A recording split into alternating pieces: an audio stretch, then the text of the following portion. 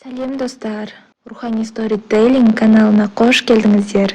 Видеоны соңына дейін тамашалап, қолдауларыңызды сұраймын.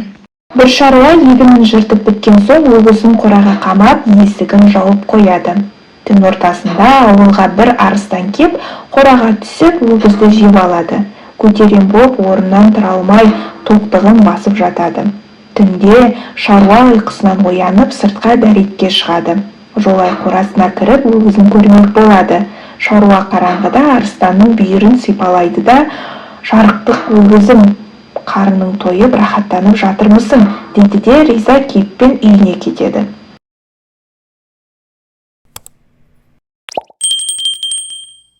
Ал арыстан болса ішінен, сорлы шаруа, мені өзіңнің сиырың екен деп қалдың ғой, қараңғыда кіргеніңе шүкір де, күн жарықта мені көргенде жүрегің тоқтап қалар еді, деп ойлады.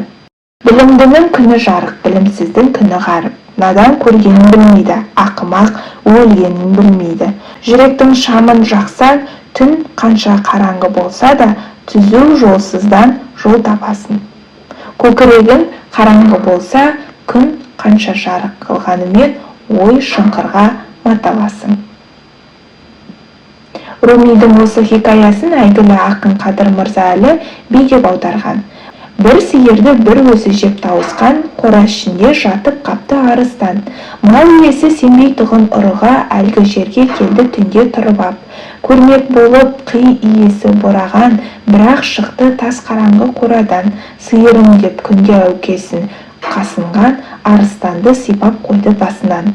Бұл қылығың жұрттан қалар батырыз, сірә мал деп ойладың ау нақырыз, деп арыстан ашуланды ішінен, сиырымның жылы қанын ішіп ем.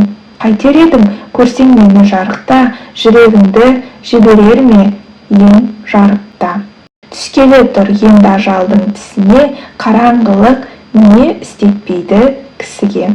Менің каналыма тіркеліп, қолдауларыңызды сұраймын.